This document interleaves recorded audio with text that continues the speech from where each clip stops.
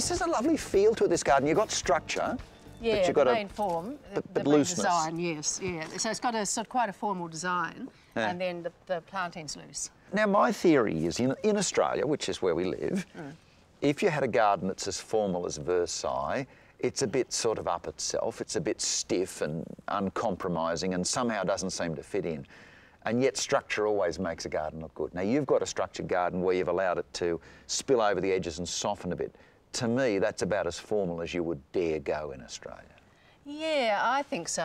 I mean, if you look in the bush, it's very informal, everything's informal. And society's informal. Society's informal, and to me a garden's for relaxing in any way, so I don't want to be sitting there with everything too clipped.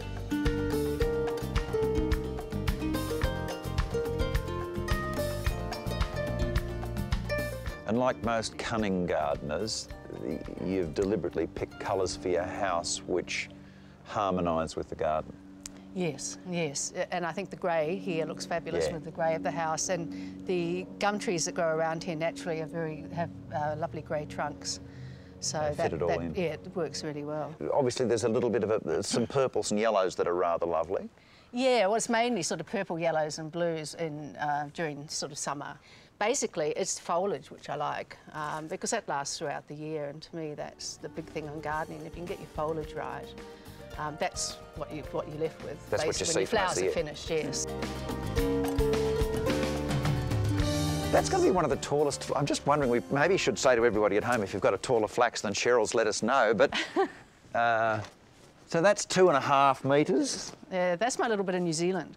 Yes, because that's your state of origin, as it were. It is. I suppose some people look at this and say, "Oh, Brian, shouldn't someone pick those poor pots up? Like you've got fallen over things everywhere." A lot of people do that. They try to pick them up. Do they? Yes. Do you actually had people come here and go? People come and say your pot's fallen over. Yes. Well, when you're thinking this, with virtually no proper potting mix much at all, just a tiny bit under it, it's still growing very well. They're just sitting there, and if they last, say, for 2 years, well, it looks fabulous for 2 years, and then I'll just thin them out and replant them. Yeah. So. Yeah. And this is pretty bold. Yes, I know. It's my outdoor eating candelabra. And my teapot. Now, what's the story behind that?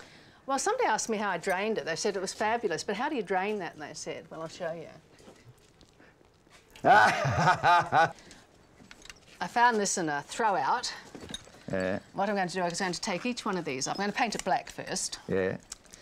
And then I'm going to take each one of these off and put a succulent in each of those. Then I'm going to hang it up in the corner of the courtyard.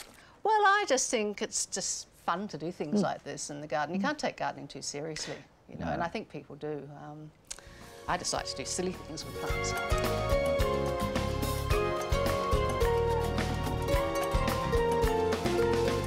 Obviously, this is your life. Some people sneak off to a tropical resort or the footy or whatever it is, but this sort of is your life? Yes, it is. I mean, I really love gardening. It's what I do in the weekend. My husband was always saying that he'd actually like to change his name to Herb Garden. Maybe they'd take some notice of it. But, yeah, I do. I like it. It's relaxing. It's, this is my life. I mean, this is what I write about all the time. This is what I do. Well, that is another thing, isn't it? As you go through life, you get, you know, when you're in kindy, I remember when I was doing the finger painting, there's lots of outlets for your artistic talents. As you get older, often the world constrains you a bit. Yeah, but in your own garden you can do what you like, you know, and you don't have to answer to anyone else what you like. It doesn't matter if nobody else likes it. It's your domain, your little piece of land, and that's the best thing about gardening.